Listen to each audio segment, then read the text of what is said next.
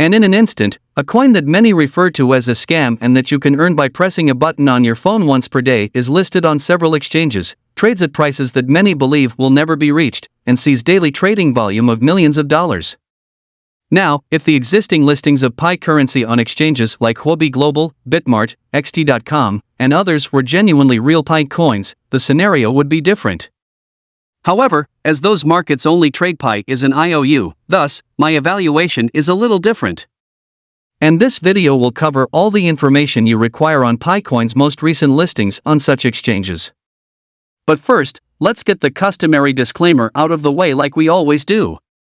You should always conduct your own research, speak with licensed professionals, come to your own conclusions, and make your own decisions. Everything I say in this video is my personal opinion and is not intended to be financial or professional advice of any type. Not to mention, as you may already be aware, I personally hold PiCoins and have a stake in the project's success.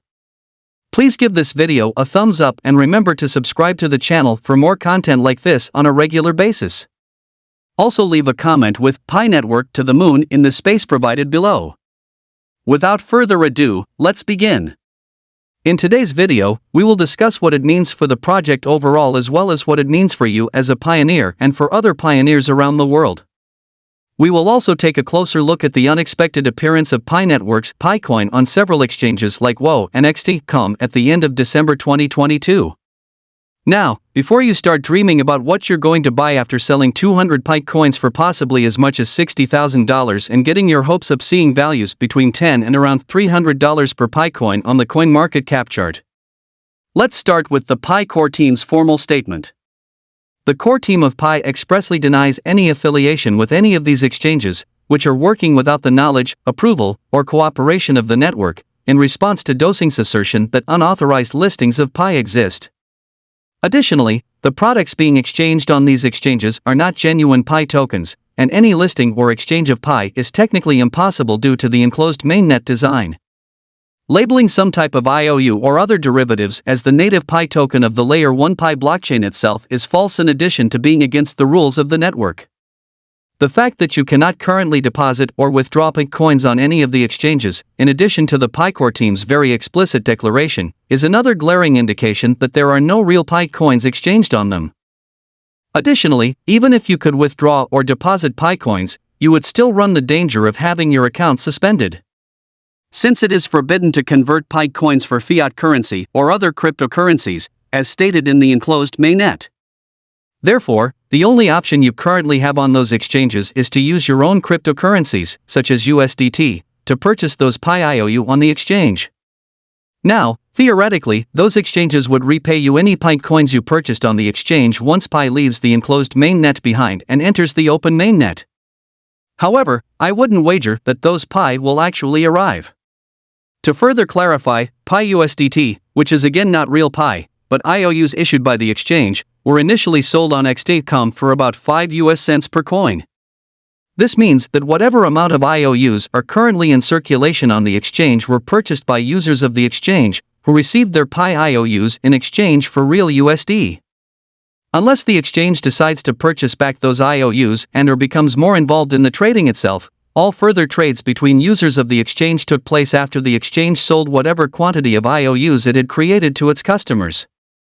It's important to note that we will never know how many trades of the Pi IOU USDT trading pair are between actual users and how many have the exchange on one or even both sides of the transaction because the individual transactions that happen on the exchange don't allow us to draw conclusions as to who was involved in the trade.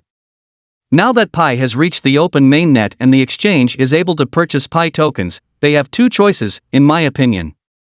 First, they can buy back the coins and fulfill their IOUs while still keeping the difference as pure profit if they can purchase actual Pi coins for less money than they sold them for as IOUs. Second, they could simply announce that they will delist Pi USD from the exchange, which would prompt anyone who purchased those Pi IOUs to try to sell them and cause the price for Pi USD on the exchange to quickly fall. This would happen if purchasing the real Pi coins would cost more than what they initially sold them for. When the price drops below what they originally sold those IOUs for, they can repurchase them and keep the profit.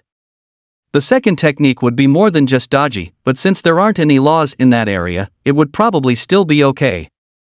In other words, as none of the listings have had the Pi core team's endorsement, and since attempting to buy or sell Pi coins in exchange for cryptocurrencies or fiat money is really against the terms of the contained maintenance.